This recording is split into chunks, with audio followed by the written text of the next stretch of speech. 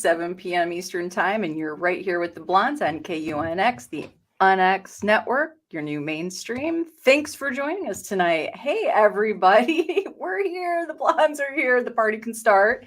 Dee Dee, how the heck have you been this weekend?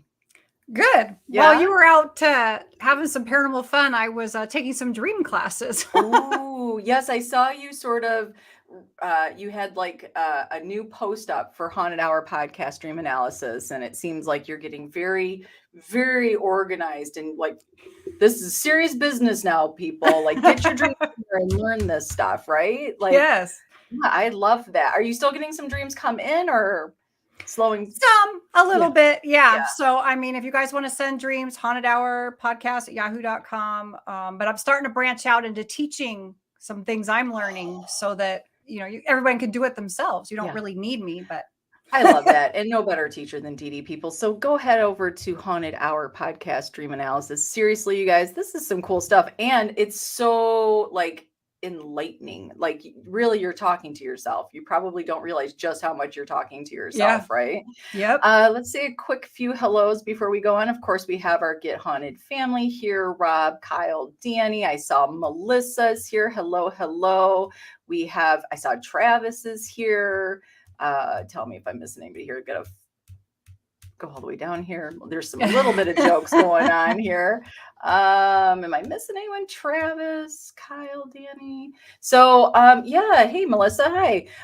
So this weekend, yes, I was off. I had a paranormal trip to Pennsylvania and New Jersey. And I want to say thank you to my amazing hosts, Rob and Kyle and Danny and Sean of the Get Haunted family. They were the perfect company to keep this weekend. We did a little touring around, got to see the Hell House in person, and that was amazing. And also, without knowing what was really going to be happening, ended up getting in on the Friday night for a little 2-hour paranormal investigation. It was pretty cool. And then of course, thanks to Kyle Mangus, who was also my host for the weekend, but he hosted us at the White Hill Mansion. That we had him on our show and we talked about it. And let me tell you, yes, Rob, you were a fantastic chauffeur. He's a better driver at 3 a.m. going 85 miles per hour than he is during the day. Just so everybody realizes. He wants to get home. That's right. Everybody in the car actually had that comment to make.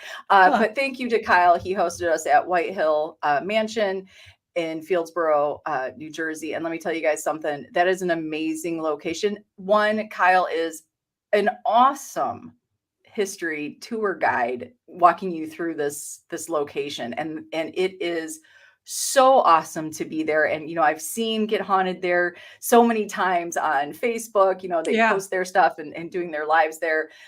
Oh my gosh. It was this house 300 years old. Yeah. And guess what? I also saw a cave cricket. A cave cricket. Yeah. What is that? They have super long legs like a spider. They're so hated it. Ooh, in the house? Oh yeah, they're in the house. Yeah. Oh Lord. Yeah. So forget the shadows, it's the crickets. Yeah, you're not gonna keep a lot out of a 300-year-old house. Yeah, it's just not happening. I suppose not. Yeah, it's just not happening.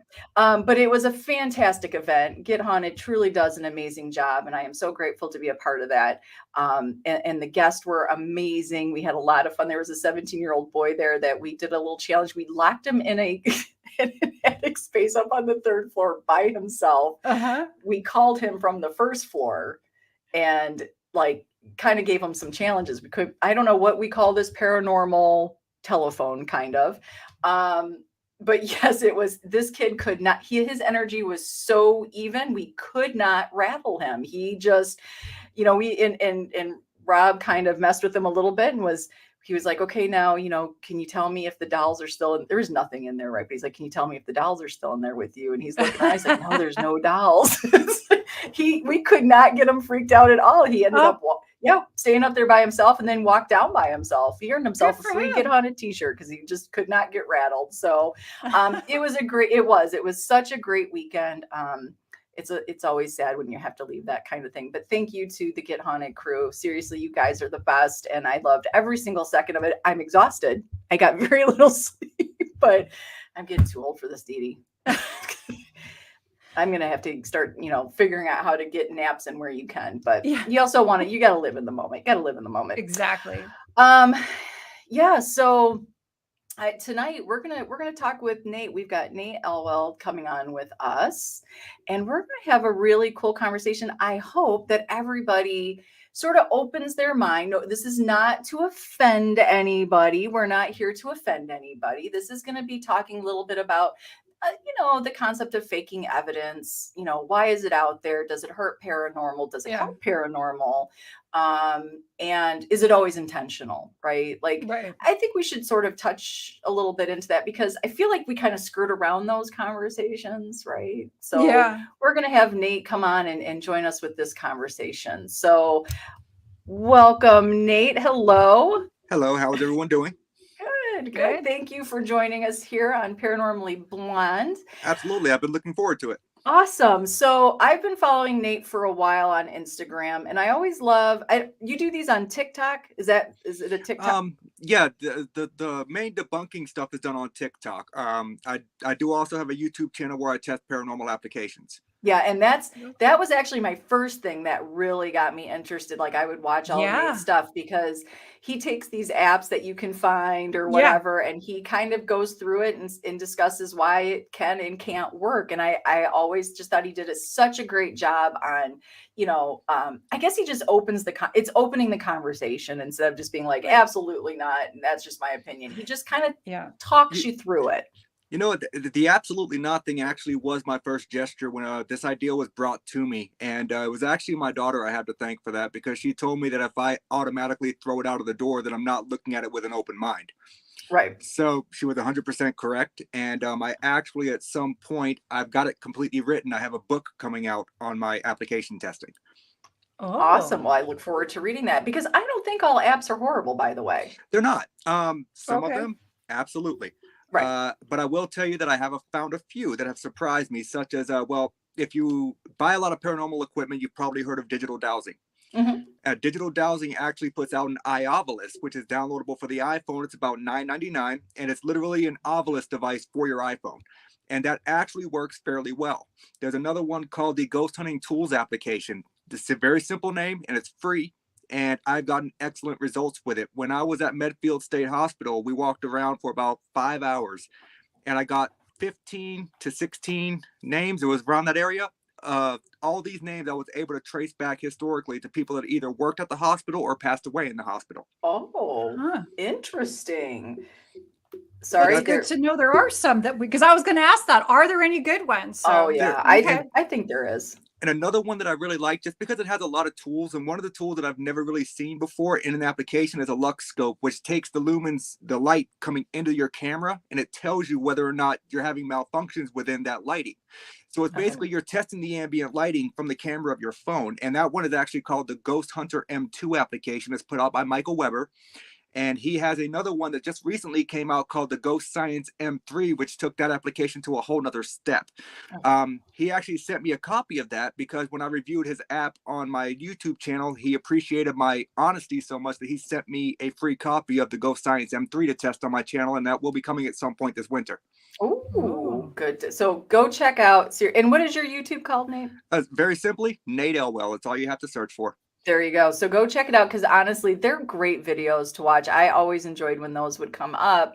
Definitely explicit content warning. Oh, yes, that's okay. If the people are watching the Blondes, you believe me, they're okay with all that. They can get past it. But before we kind of start talking about evidence a little bit, Nate, why don't you tell us a little bit about yourself? How long you've been in paranormal? What keeps you going in paranormal? And do you have a team?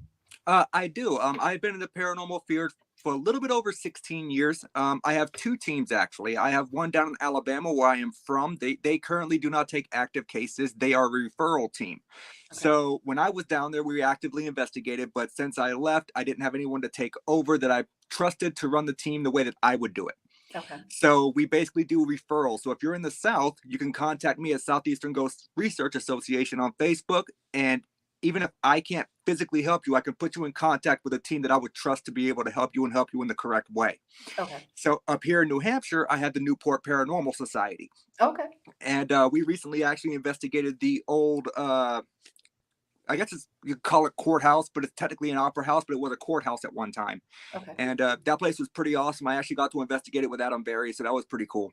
Oh, awesome. And what sort of keeps you, I know everybody likes to ask what started you, but like what really keeps you going in the paranormal? So for me, it's more along the lines of the intrigue of the unexplained and being able to help families, because I don't typically take mainstream like places like, you have your Waverly Hills, you have your Eastern States, and yeah, Right. I'll go and visit those places just to Sure. knock them off my bucket list. Sure. But 90% of what I do is residential cases. So for me, it's helping families. I don't Okay. charge for my investigative processes. I never have. To me, if I charge someone, they're paying me to do a job. And if I come back with nothing, then I failed at my job. So I don't feel taking a payment Right. would force me to bring something to the table that's not actually there. Right. Okay. And do you find hauntings, especially since you sort of specialize in residentials, has there been an uptick or? Thank you for the comment on my shirt. I love my shirt. It's one of my favorites. Yes, for Radioland, he's got an amazing T-shirt with lots of ghost all over that. Oh yeah, I got this one. Oh, there you go. He's got the cool ghost garb. Yeah, that's my button up I wear in my TikTok videos. Love that. Yeah. So, do you feel there's been an uptick with hauntings in residential cases, or? So since COVID, okay, people have realized that there's an uptick. However, here's the thing. I believe it's circumstantial because people before COVID were always at work. You were pretty much at home at night unless you worked an overnight shift. Sure. So when you're home so much, you realize things you may not have realized before. Right. There's a very valid plausibility that this activity was going on all along, but they were home so much more that they finally started to realize it. So was it an uptick in activity or just an uptick in people noticing the activity? Right. Okay, interesting. So do you keep pretty busy then with residentials? Like, are you? For the most part, like, I mean, I'm usually pretty booked. You okay over there, buddy? Sorry, he's coughing over. But I'm usually pretty booked, and whether or not I'm like going to events or I'm helping people out. I mean, typically I do 2 or 3 investigations a month.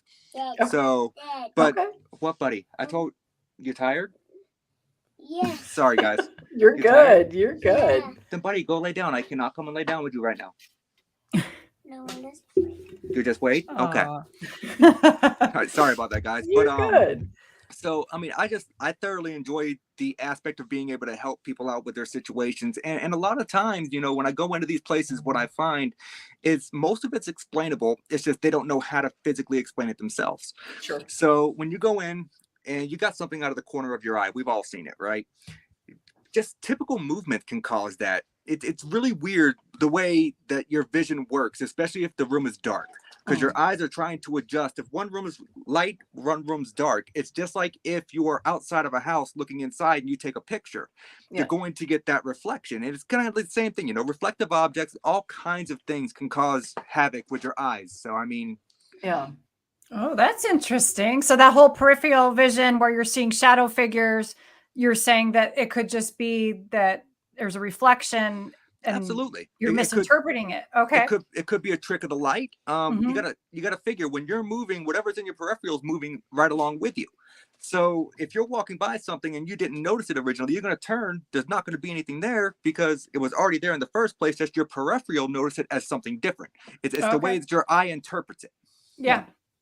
Yeah, and and I think that's the whole. This is kind of a pretty good lead in to faking evidence, and by saying faking, right? Like, I think some could be intentional, like I mentioned. Some could be not intentional, right? You might maybe just got really overexcited about something. I'm guilty of that. Yeah, it does happen. Yeah, it does happen. But it is kind of interesting, I think. We've had the discussion about social media platforms and how it really sort of, it opened everything up, and now everybody's sharing something and everybody's got an opinion, which is great because we all do. Paranormal is very much a personal perception. I don't know if there is necessarily one right way to do this. But let's kind of go into, faking evidence out there in social media. Oh, there he is. He back with us? Oh, he can't hear. Oh no, he'll be back.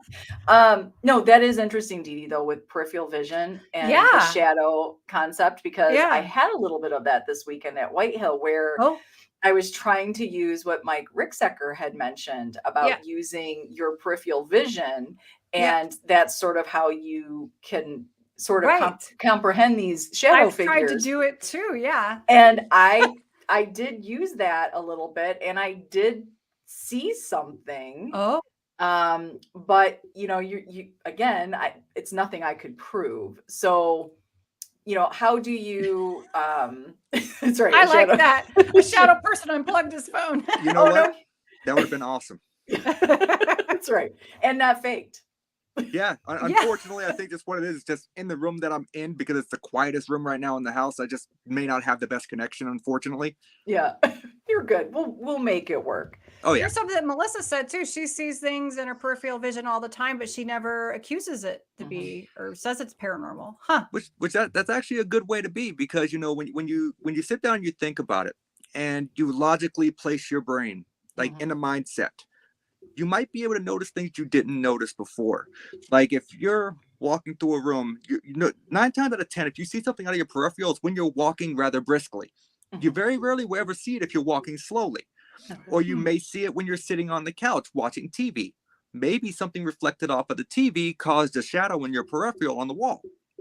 Yeah. So there's multiple different aspects, and it's just the way your eyes work extremely strange, and we can only see in certain levels of color, certain levels of vision. Right. And so whenever these things happen, you got to look for the natural. You can't just automatically be like, I think I just saw a ghost. Yeah, that's interesting, because when we watch TV, we have a window like to our side and the TV's in front of us, and there's more windows this way. So we have all this light going on in the room. Even when it's like getting dark, there's still light coming from everything. And my husband and I both always see somebody walk up to our door from our peripheral vision. And I always say, we look and there's nobody there, and we'll catch each other doing it all the time. Yeah. And I was like, that's really strange. And I don't know what's doing it, but I'm sure, because it happens a lot. So I've encountered be something natural. similar with my back door, because my back door is right across from where our living room and our TV is, and we have the light on outside. And sometimes when we're watching TV, and it only happens when we're watching TV, okay. I'll see a shadow walk by the door, and I'll get up Yeah. and I'll look. There's nothing there, Yeah. and I instantly chalk it up to, okay, well, I'm watching TV. Maybe something over here just caught my eye, and it wasn't what I thought it was. Right. Right. Well, and right, like you're going to always get the camp of people who it will always be paranormal, and you'll get a camp of people that it's never paranormal. Right. And I guess we Exactly. don't know until maybe other things happen, like clocks flying off your wall, Dee Dee, or, Yeah. right, something else. Yeah. Spectators aren't shown the debunks. I'm glad it's a topic tonight. Yeah, here's the thing. So let's kind of talk about this a little bit. So one thing that Nate does is he does find videos out there, and they're usually kind of short. And it's so funny, because you say a lot of the things that I tend to say, which is, and here's the thing, right? A lot of times in paranormal, we have one point of view with a camera, not usually from the ground, from the top, from the side, from the front, from the back, right? We have one point of view. And it is interesting how many videos are put out there. And let me just say this before we move on. There are lots of times that I see a freaky video, and I will state, I don't care if it's fake or not, it was well done. Yes. Yes. So I do want to put that out. There is a place for this. Oh, absolutely. There is a place for this. So when you're doing these videos, when you find them, and I really encourage you guys to follow Nate. I follow him. Are you just on Instagram as well, or are you on Facebook? I'm on Facebook. Typically my Facebook profile is more for family, but Okay. I don't mind if people follow me or add me. Okay. I'm nowhere near my max friends list yet, so I mean, Is there a max? Wait, is there max? I don't know. yeah. So I have Oh, two is- different. So I do have 2 different profiles, though. One of them, you don't want, because I forgot the password like 8 years ago. And so the one you're going to look for, you have to just look for Nathaniel Elwell, and I got a gas mask on, and it kind of says "I love ghost" around the Okay. frame. So And are your videos on there as well? a majority of them, yes. I post them to the reels on Facebook, and then I have my TikTok, and I also post all of my videos on my YouTube as well. So there's 3 different ways they can find Okay. them, and of course on Instagram I post them there as well. Okay, so go find Nate where you guys feel the most comfortable to watch these videos, because I just always have fun looking at what he'll put them up there and then he just kind of pops on and he has this, it's kind of a real fast way that he talks, and you're just like, that makes sense. Yeah, I get it. So when you're finding these videos, what is the first thing that captures your attention that makes you go, okay, I got to do a little spiel on this video? First thing that typically captures my attention is anytime I see anything posted on Reddit. So if I see it's from Reddit, I instantly am going to review it because it's a cesspool. Okay. But typically it's really weird because I'll be scrolling through TikTok, or people will actually send me videos and recommend them, and I always give them a shout out for it if they recommend something and I decide to break it down. Mm-hmm. And I'll just be scrolling through TikTok and I'll come across a video. I'll sit there for a second, I'll watch it, and I'm like, huh, yeah, I can explain that. Yeah. And so I download the video and then I slow-mo and frame by frame everything. So if I can physically see what's causing it, I'll collage it together and show it in the video. So this way people have a better understanding, because I do tend to talk fast. I typically do my videos in 60 seconds or less because no one wants to sit there and watch me for 30 minutes. Let's be honest. So I try my best to keep the videos under 1 minute or less, but I try to get the max amount of information I can into that. So it is a little difficult at times. There's been videos that I have not done yet because I just can't get them into that 1 minute time frame. Right. Well, people are going to be watching you for an hour tonight, Nate. So that might change your dynamic a little bit. Well, I apologize to those people. What is one thing when you see these videos? What do you think what is the most common faked piece of evidence that you see out there? Most common faked piece of evidence. That's a really good question. I've never been asked that one before. I think manipulation of objects. Okay. Movement of objects, which is very easily faked if you know what you're doing. Mono thin fishing line can very easily be hidden. A lot of people are like, oh, well, you can easily see that in IR. Certain ones you can, but certain ones, if they're thin enough, you cannot. Okay. And so the manipulation of objects is typically the main one that I see. Very rarely do you find CCTV footage. That's been all. Oh, he'll be back, folks. Yeah, he'll be back. Danny, that's interesting on the line, because there's times where I see the videos, but usually it's those CCTV cameras where you see like a chair scoot out and then another chair. It's like, wow, that when I see double like that, when I see a chair and then like 5 minutes later there's a paper that flips off. Yeah, I'm like, that doesn't seem likely. That usually seems it's too like much. One thing, right? Yeah. I would think so. Over here. Okay. Okay. Okay, we have two Nates. I can't explain that one. We got your doppelganger. Is this faked, people? Wow. Which one do I take off? There you go. Did you get the right one? Oh. I don't think she got the right one, folks. All right, let's see. Wow.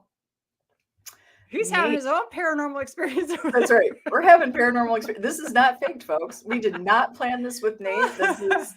This is happening in real time. He certainly commands my attention because he talks fast. He does, but he's so, when he's doing his videos, it's always been interesting to me just because it's like, oh, good point on that video. Yeah. And it'd be fun to send him something and have him see what he thinks about. See if he can go through. Okay, I don't know what's going on.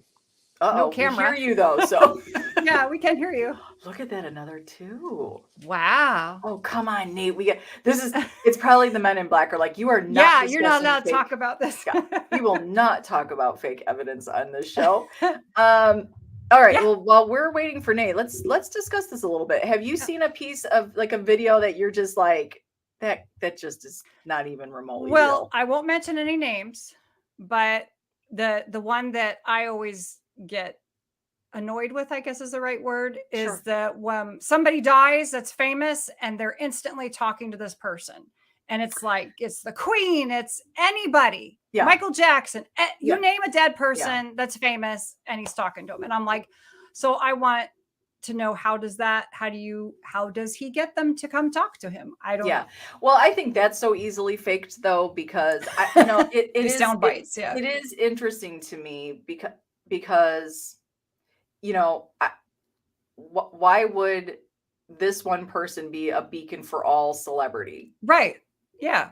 And even the Queen. Yeah, the Queen. Yes, because her first stop would be there. Right. Yeah. Out of everybody, that's who she really wants to see. Yeah, yeah. I mean, I don't know. Maybe he just directs his questions so perfectly that they come through to him. But that has always sort of perplexed me too. And it's the timing as well, because it's almost immediate the second that Yes. person passes. Yes. He's got it Um, up in a day. Yeah. Yeah. Which kind of blows out the theory that, I know there are many people, many psychic mediums who believe that once you pass, you cannot come through for X amount of, which is always weird to me. Why, Yeah. X amount of days. Yeah, I think, and again, that's easily faked, I think. I don't know. I mean, does it sound like the celebrity? Is that Yeah. oh, he gets it to sound like the celebrity. Yeah, because people Yeah. can't mimic other people's voices at all. No, never. Right. Well, maybe he's actually like a professional voice impersonator. Like Rich Little. But he found out he could make way more money just doing a YouTube channel. But what's interesting about that particular channel is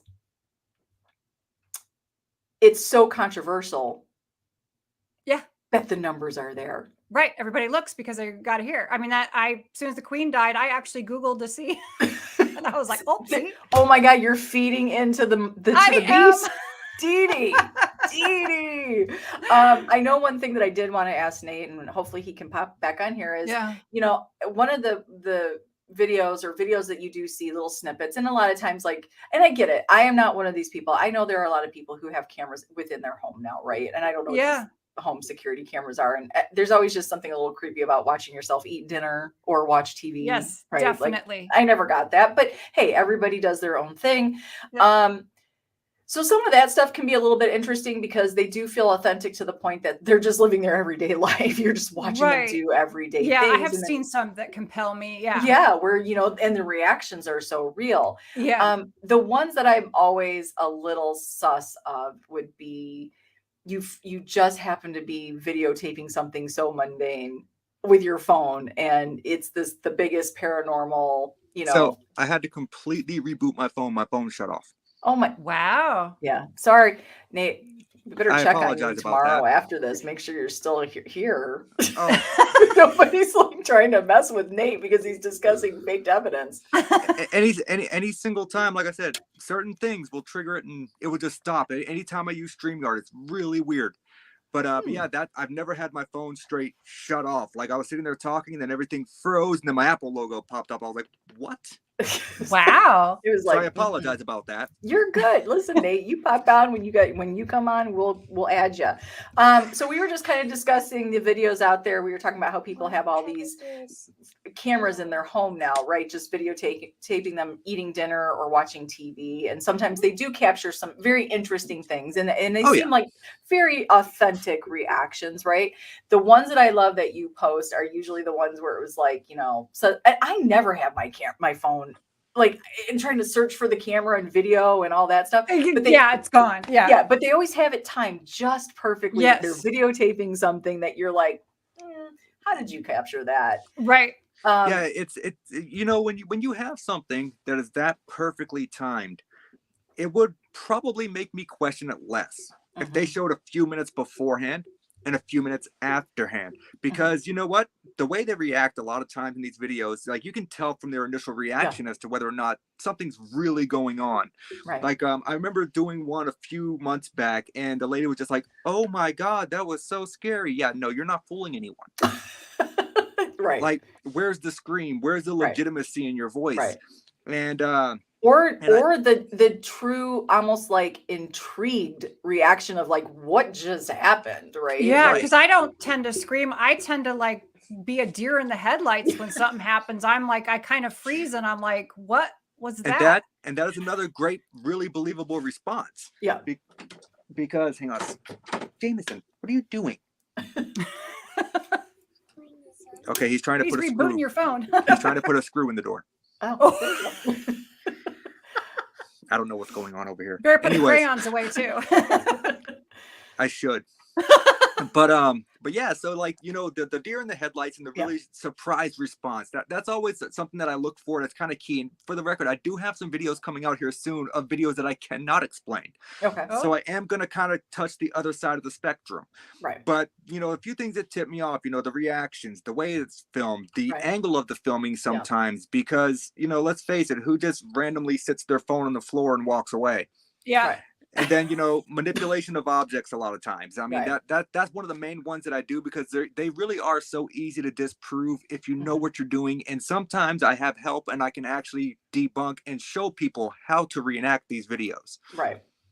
Yeah, I think in one thing that sometimes you'll point out is, you know, it's the, you know, you can really coordinate these for when you hear something in a small room. You could say there's no possible way, but you can walk in a certain way with your camera, and just the way you can see how they pan gives Yeah. somebody enough time to sort of do that dance. Yes. Where Oh, you yeah. know you can slip out, and then you're like, see, nobody's in here. Right. Oh yeah, and you know, I actually had a good example of that with my daughter while she was up here. I had her actually hide underneath a cabinet and open a drawer from the inside to show that it could be done, because someone had posted a video that I broke down about they walked into an apartment building that they were renovating, and the cleaning lady refused to go in there because it was quote unquote haunted. Well, the only thing that this video showed was one drawer that opened and shut by itself. Yeah. So I was like, hey, Danny, you look like you might be able to fit under there. Yeah. And she was like, why would I want to get under there? Yeah. And then I told her what I wanted to do, and she was like, okay, well, let's do that. And it worked out pretty flawlessly. Like, she opened the drawer, shut it right back, and it just proves, you know, that if you have the Oh. know-how and you have the want to fake something, you're absolutely going to be able to fake it. But then you have the other side of the spectrum. You have the people who are posting things that they think legitimately are paranormal, but they're not, because they don't exactly know what they're looking for. They're not purposely faking these things. Right. They just are unaware of different things that they can look for. Most common, bugs, like the orb videos. Not saying there's not such thing as a paranormal orb. I have captured a few on film myself, but not everything you catch that looks like a ball of light is a spirit orb. So you got that. And then, you know, people, it's kind of difficult to explain, because like I do so many different types of videos that it's like I got random stuff right now going through my head.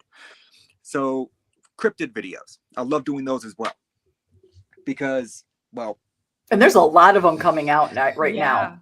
A lot of, I've noticed, you want to talk about an uptick? I have noticed a lot of Bigfoot videos. Oh yeah. Me too.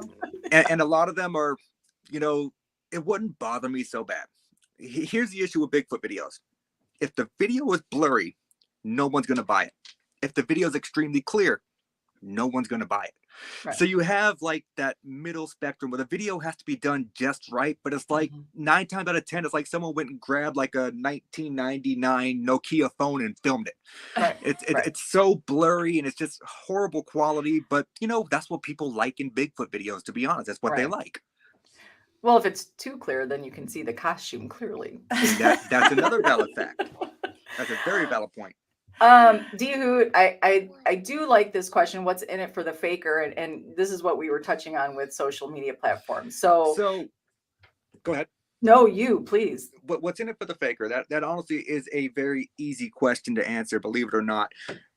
Internet fame and money. Because, you know, you have people out there who post paranormal content on TikTok right now that have well over 900,000 followers, and their views are in the upper numbers. Those people are making bank, and 80% of those channels, it's not even their own content that they're making bank off of. Right. And so, honestly, faking it can get you internet fame, and it can make you money if you do it right. Right. And it's interesting because I do want to state, I think that, and Dee Dee, you and I were talking about this before, I think before the show, right? So even if you're somebody who had this experience, you had an experience, you're sharing your paranormal, that truly you really meant them. They were authentic experiences, right? And you start to see the uptick and the ramping of your numbers or follows, or like, oh my gosh, right? People are reaching out to you. That desire, or that you're feeding the beast of having to keep this stuff up. Yeah. And that is true. Yep. And that's another reason that, you know, I don't mind not having too many followers. Like I'm not even at 3,000 followers on TikTok, and I don't mind it, because I can post videos pretty much when I want to. I'm not on a schedule. I'm not being pressured to put these videos out. Right. And, you know, having a kid, having a full-time job, plus the paranormal stuff, you know, my time is pretty stressed. So, but Oh, Come froze on. again. Right I at the right- 100% agree with that, though. That it puts pressure on the people that they have to keep living. And you that- know what I'm curious about though? Do they realize hear it's me? We Yeah. can hear you. I didn't have to reset that time. There you go. I'm curious, Dee Dee, though, do they realize that it's pressure? Like, you know what I'm saying? Like, we can see it as, like, on the outside, you can look at it and think, okay, you got to try to keep up with this. But are they feeding, like, is it pressure for them truly? Or I think if it's about money, it is. Yeah. If it's about fame, it's a different kind of pressure. It's Mm. more of a like a buzz, a high. I mean, Yeah. who doesn't like a buzz? If you create some content Sure. and you get a lot of people who like it, it feels good. It does. Right. It has nothing to do with money. It's just that buzz of like people appreciate what I did. I did something Yeah. good, you know? Yeah. And so, and the levels of millions of people, I can't imagine that wouldn't feel like pressure. Right. Well, Nate, I do have a question about this though, since I'm not on TikTok. Dee Dee, have you? I have one, but I'm really bad about going there. Okay. So this is my question about TikTok, Nate. Does anybody even care if it's real or fake on TikTok? Yeah. No. See, I kind of feel like some of this stuff, let's be honest, some of this, it's just entertainment, right? I feel like you have those few that actually do genuinely care. And, Yeah. and like myself is one of them. And the only reason I don't care about the content that other people put out, but I care about the reputation that it gives the paranormal community. Sure. And that's why I do my breakdown videos. But honestly, most people on there, they're there for the entertainment. Because they're quick, right? They're quick little bits. You're satiating something. I don't think, I mean, I'm just going to say for myself, if I was looking for, I mean, I've been at this for about 25 years. If I was really looking for something that was, you know, real and going to stretch my education in paranormal and my journey, I probably wouldn't head to TikTok. That will probably not be the logical first place to start. Right. It's not a but- college, people. But then you have those other people, you know, they're content creators that do paranormal stuff. They get on there and they live stream their investigations, which for the record, I'm never a fan of anyways. For one, who knows what kind of devices your phone's going to set off while you're live streaming, for one. So you could get false readings, you know. I'm not a fan of live streaming investigations. If you do that and you're watching this, then by all means, you do you. I'm not saying there's anything wrong with it. It's just not how I do things. Right. But you got Well- those kind of people, and they're in it to make money. Yeah. Well, and I think the other thing is, yeah, you almost speak for many people on the platforms. It doesn't matter which platform you're on, you know, you become the brand, and the brand does demand that you have, if that's how you sold yourself. Now, if you sold yourself as somebody that has some stuff, right? And this is true. Get Haunted. Yes, Get Haunted is doing a live investigation on Halloween. But it's not so much about, it is just about checking out this amazing location. And there is a charity for it's a donation for the location. So Well, see, it I'm is, 100% fine with that. Then if it's for a good cause, Yeah. then by all means, and Get Yeah. Haunted, I'll gladly come and join you. Don't worry. that was a perfect little I like the little plug there. I like what you did. I like it. But yeah, it's a very interesting thing because, you know, and this is something we've touched on before as well, is, you know, when people have that, say they're urban explorers, right? And they've got their following and they've built it up, and those were very popular at one point. And then all of a sudden those people switch to paranormal investigators. Yeah. And suddenly they're the go-to, they're the standard that people that watch that stuff think that is then how it goes. And Right. I'm not saying it is or isn't. I'm not saying you can't be an urban explorer and a paranormal explorer at the same time, but there is this weirdness around this that sort of, it's to me, it's not, it shouldn't be the standard for the paranormal community. Now, if you want to be the social media paranormal community, perhaps that's the standard, right? Yeah, I concur with that. Because we know that a lot of investigations, it's just not that. People are not going to the hospital constantly. People are not No. falling ill to the attachments, and that's just not how it goes down on a daily, right? They had to center yourself, take a breath. I see that all the time on paranormal TV shows, and it works my nerves so bad. Yeah. Because, like I said, 16 plus years, I've never had a negative attachment. Yeah. It could be because of how I ground and center myself before investigations. It could be my own, personal spiritual protective techniques that I use, but I've never had a negative attachment. I have never had a demonic attachment. I have never had my emotions influenced. And it damn sure doesn't happen every investigation. I can promise you that. Right. So the way that it's portrayed, it's just so over embellished. So it is interesting when okay, and in network TV, I tend to say, I mean, technically it's faked, but it's scripted. Even reality TV is scripted. And if by this point, if people don't understand that, then you just don't want to. And it absolutely is. And I know that it is, because I remember, do you remember a show way back in the day called Ghost Hunters Academy? Yeah. I was actually interviewed for that show twice. Okay. Oh. And one of the questions I was asked was, if something happens, I have to try to, or not really question, more statements that they told me during the interview, was if something very scary happens, that I was not to go off script. And I said, and I was like, well, there's a script. And they were like, well, yeah, we have to make it entertaining. We have to get ratings. And I'm like, sure. Yeah, but I'm not with that. I don't want to do something that's going to fake evidence. And so I just decided it wasn't for me. Okay, wait. Here's a show that I always believed was real, and I truly believe that it was done real because it was before any of this was done. But do you guys remember MTV Fear? I do. And it was one of the original paranormal shows. It was the original, and that show was so well done. And they literally took different people from MTV, different stars, right? Celebrities. Put a body cam on them and just kind of stuck them. Yeah, and they stuck them in some crazy locations. And it was so interesting because there were people that were like, I'm absolutely getting nothing. You're not going to force me to say that. And then you'd have some of them that they were like, so it was about watching personalities, how they took in the location. Yep. That probably was maybe the only show that I would say didn't really have a script. And if I'm not mistaken, that was actually the first show that went to Dracula's castle in Romania. Maybe I don't remember how far out it's been so long. I just remember thinking, and that show was so interesting and entertaining. And I would have to get you the name of it. I could probably message you the name because I cannot remember it off the top of my head. But one of the first paranormal TV shows that ever came out was on the BBC, and it had Dr. Hans Halser on it. Okay. Huh. But I have to get you the name of that for certain. I've got about 15 of his books, and he does mention his TV show and being one of the pioneers in paranormal television. Okay, that's interesting. And good evening, Kindred Paranormal, to you. Yes, welcome.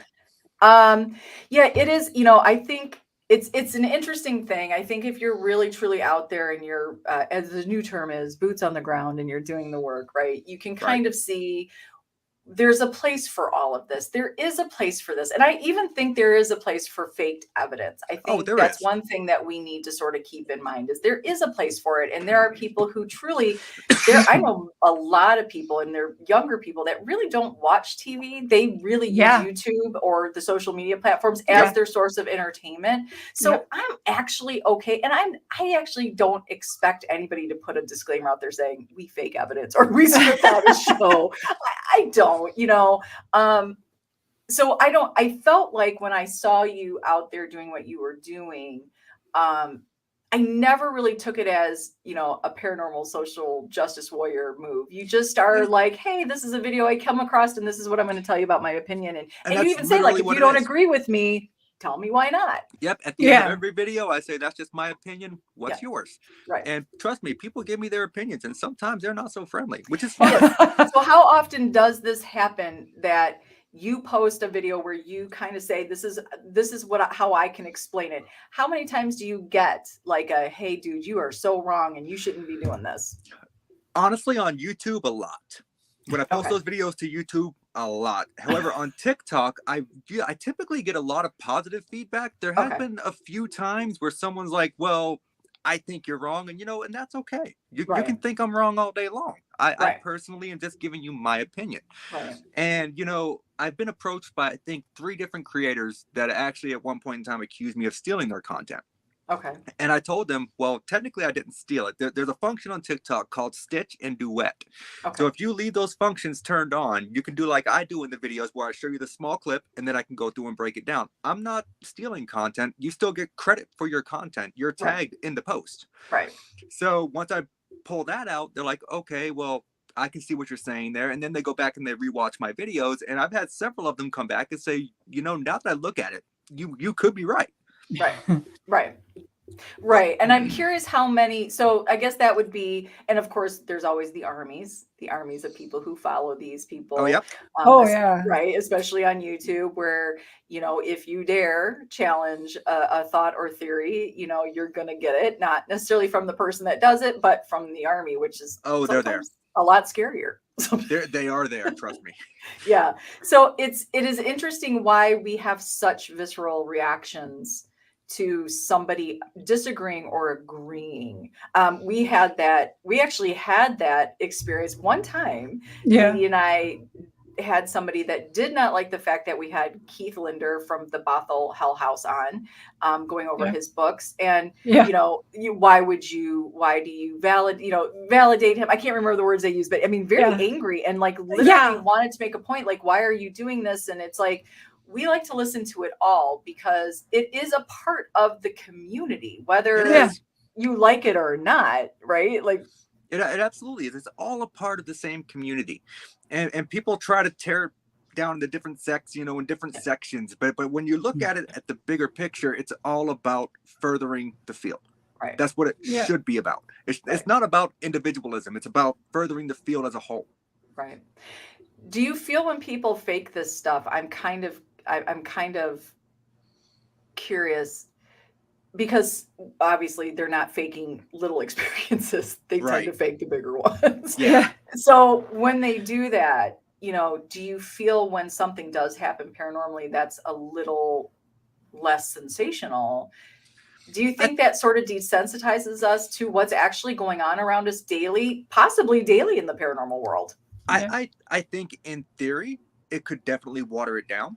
Yeah. Because you're getting so used to seeing these things, in videos that when it happens to you physically, unless you're just really not expecting it, you can just kind of like, oh, well, that was weird. Yeah. Yeah. And or just not even think it's paranormal. Yeah, and there's that too. I will tell you that I've had experiences in the house that I live in, not just the shadows we were discussing earlier, but my girlfriend has actually physically seen something come off the table and go across the dining room. Okay. So that has happened. Up here, I actually have a box of objects that I probably shouldn't keep in the house, but I do anyways. But yeah, haunted objects. Are we suggesting haunted? Okay. So I actually have a piece of privacy glass from the men's violet ward at Medfield State Hospital. I've got a vial of soil from Dracula's castle that was shipped to me. I've got a few other things up there, but the Ouija board stay in the shed. Okay. But so, I definitely think that seeing everything that you see on social media, whether or not be on TV, TikTok, whatever your platform may be, it definitely kind of waters down the sensationalism of what you see when you physically actually experience something.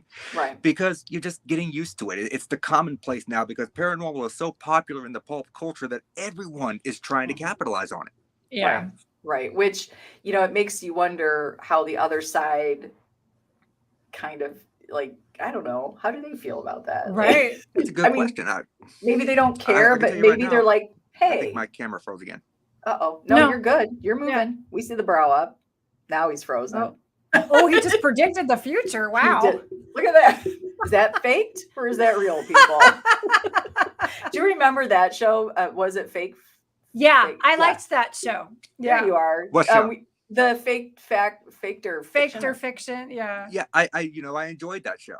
Yeah, I liked it too, but then I learned that it was super scripted. Oh, it is. It definitely was. I kind of feel like, so here's the thing. When I do my breakdown videos, do I know what I'm going to say? Right. Yes, but I never know how I'm going to say it. Mm-hmm. And that's kind of like what makes my videos so difficult to do because, like I said earlier, I try to keep it under 1 minute. Yeah, I have my screenshots and I have my collages or whatever. But if you go back and watch any of my videos, you'll notice that 95% of the time, what I say when these collages come up don't match the text on the screen. Okay. Because it's all off the top of my head. It's memory. Right. So as I break these videos down, I just speak what I feel as I'm watching it. Right. Do you think creators should be responsible for letting us know that it is altered in some way? That's kind of a loaded question because I kind of feel like that would be left up to the creator preference, to be honest. Do I feel like it would be honorable? Yes, I think that it would be honorable for them to do so. Required? I kind of feel like that would be asking a lot, especially if these creators are wanting to make money. And I have nothing against that. Mm-hmm. But I do think that in a way, they should be upfront and honest about what they're creating. Absolutely. Mm-hmm. So it is interesting. I wonder what the stats would be or the percentages would be to money making platforms. What is the breakdown of what truly was real and what was either overreaction or straight up faked? I'd be interested to see that statistic, to be honest. Because, and then you have to ask yourself, and I think, Dee Dee, we always have this conversation too. Sometimes it's like, and who are you more mad at, the creator or the consumer? Because in the end, we as consumers are the ones to blame for what we're and actually guiding everything. Yeah. And you're 100% right, because if we don't consume the content, then they'll stop making it. That's right. That's right. So it is an interesting, and again, I have seen lots of things where it's like, do you guys remember the YouTube? Nate, I feel like you would know this one. Do you remember the YouTube that was really popular for, oh gosh, this is going back years. I mean, years. But do you remember the Pantry Ghost? And it was a pantry door with a piece of frosted glass with like a etching of maybe wheat or something in the door, right? So it's clear, but then frosted, right? And then it's somebody videotaping, and then you see something come to and then away from it. And it was a very popular video for a long time. So that is actually on my breakdown list. Okay. So I just haven't got there yet. I've got about 25 videos in queue right now that I just haven't got there yet. Yeah, that one is an old video, but I remember there are a couple. Or what about the one I always loved too was there was like a slumber party. There's girls in a house. They're playing. They're goofing off. I think they're like maybe preteens or early teens, right? And you can hear them. They're all giggling, and maybe they're in the basement or something. But you see something peek out around a door, and they freak out and they run outside and they take the camera and they're looking in the house, and then they see something that what was ever downstairs was suddenly upstairs looking out the window. Oh. I always thought to myself, whether that's real or faked doesn't matter to me, because everything about it was like, okay, you entertained me. Your reactions, because these are girls, and for all you know, it was real reactions from them. I don't know who was messing with them, right? Like, I can't say I don't know if I've seen that one or not. Yeah, if I can find that, I'll pass that one on to you, Nate. It was just always one of those things where it's like, well done, kudos to you. So, yeah, and I love nothing more than having a video that's well done, whether or not it be edited, whatever. You know, if you can catch my attention to the point where I'm watching it, whether or not I can disprove it, it's well done. That's right. So, and sometimes that's all it's about, right? Like you're taking it in, and it doesn't need to necessarily prove. I think it's when it's sort of that faked evidence that's really, they're driving it home. Like they're really going to tell you that there is just, this was their experience. And we all don't have same experiences. Absolutely not. But to your point, Nate, I as well have never had those, I'm not thrown downstairs or up against walls now I have had, there's been overreactions. And, there are those videos as well where somebody is like, I just got pushed down the stairs. Well, did you, or did you jump and lose your balance? So is that fake? Not necessarily, but maybe it wasn't a faked reaction, but now it's being sold. So now it sort of turns it fake. Yeah. Right. It's an unintentional fake. Right. And I feel like we've all done that. Anyone who has a staircase has accidentally stepped wrong down the stairs, and at times it does feel like you're pushed. Yeah. But you're not really pushed. It's just you stepped wrong, and you're trying. Your body's natural reaction is to kind of lean forward so you can catch yourself. But in turn, leaning forwards is going to send you head over heels down the stairs. Well, I've fallen downstairs, and the all the sensations that are happening while you're falling down. I just fell down because I'm stupid, but there was no one pushing me. Not stupid. That's just all the sensations that you have. You wouldn't know what's going on. It's a real. Well, I'll tell you what. Perfect example. My sister and I were investigating Rolling Hills in Bethany, New York. Oh, I'm jealous. And we were down in the basement. We were with. PSA. Ladies, when you're out there doing investigations and a tour guide who you don't know, by the way, says, hey, ladies, you want to come down in the basement with me? I don't know. 2 of you probably shouldn't go. You should probably, this is like a movie in the making. Yeah. But anyways, we went with him. There was no thought process. We went with him. We're down in the kitchen and my sister had her bag. I don't remember if it was a crossover, but she had her bag on. It was full of equipment. And we were in the kitchen and she was by a sink. I was somewhere and he was like right in the vicinity, but we heard something. We heard like a tin something on, because it's like a stainless steel, like it's a mat, a big kitchen or whatever. And so she heard something and it freaked her out. And when she reacted, and with her crossover bag full of equipment, right? She lost her balance, and the way she flew back, we laughed because that's just what you do, even though she could have seriously hurt herself. You still have to laugh at it. I remember the tour guide turned around and he was like, oh my God, what happened? And after the fact, my sister and I decided we could have totally sold that as you just got pushed. Yeah. Even though she's like, Sarah, I lost my footing and she couldn't get her balance because her bag, just the way it was on her body. It was just the appearance of the fall. Yeah. The way And I she mean, fell, when yeah. I caught it, it was like, it looked like somebody could have seriously shoved her and she bent her dowsing rods and that was the end of that. But, and we were like, if we really wanted to sell that, we could have said, and we have the tour guide to prove it. He saw it and we could have probably convinced him. Oh yeah. If especially considering what you're describing, they definitely could have sold that. Yeah. Yeah. And it does happen. I'm not saying it doesn't. I've been scratched. I've been bit. I've been actually physically punched in the eye once, and it does happen, but it's not as common as mainstream media makes it out to be. Right. And that is the content that a lot of people do want to see. That's what they want. Yeah. And probably because we are desensitized and we do tend to have a feeling. We did have the great Miss Andrea Perrin on our show, Conjuring House. And, Nice. And it is one of those things where she's like, they take your story, but I think she claimed it's like 2% real, if even that, really? So that's tough. But then people truly feel like, well, I'm going to the Conjuring House. I watched the movies. Well, you watched Hollywood. Right. You didn't live her story. So, right. And it's also then her story is her story and her perception. And that does not mean that is going to be your experience and, or what could happen to you, because we don't, I think that's the other thing about when we talk about paranormal, there's just so much psychology to it, that, you'd really have to bust these down, and it just doesn't come through in a video. It just can't come through on a TikTok video. There's way too much more into it. Yeah. Oh my God. How are we at 58 minutes? I know. Nate, Well, for one, my phone did freeze for like 10 minutes. I know, but seriously, the faking of evidence is just so intriguing to me. And I don't think this conversation is over. So I really hope not. No, it is not. And I want you guys, please go find Nate where you can on Instagram, TikTok, YouTube, Facebook, wherever you need to find him.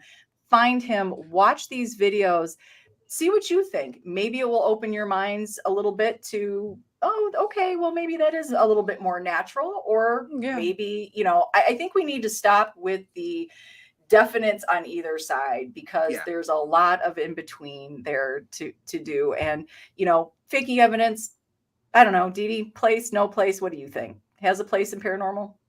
Well, I almost feel like it doesn't, just because it like messes everybody up, because people, like you say, they watch TV shows and they're like, oh, this is what happens. You get attached, to an evil spirit and all this bad thing is happening. And it makes people fearful to explore really cool places and go on ghost hunts. I've been on things where people, especially the haunted museum, there was a girl who was terrified to see the Dybbuk box. And I'm like, but this is a really cool thing to get to see in person.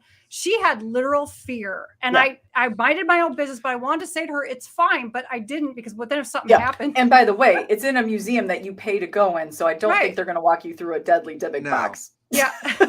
No. Maybe. I don't know. Yeah. Nate, it was so great to finally finally get to Yes. talk to you. Yeah. And let's continue this conversation. Please I go would check them absolutely out. love Yeah, to. let's do And this again. Maybe we'll do a little something on Paranormally Blonde where we can talk about this in depth and yeah. maybe throw a few names out And there. if you I do don't know. and if you guys do go and watch my content, please leave your opinions on what I tell you, because I would love to hear them. That's negative, positive, it doesn't matter. That's why I ask for your opinion. Yeah, we love that. So guys on the side, thank you so much. Even you, Ice Fear, with these incredibly scary comments that you're putting out there. Yes, thank you guys. everyone for joining.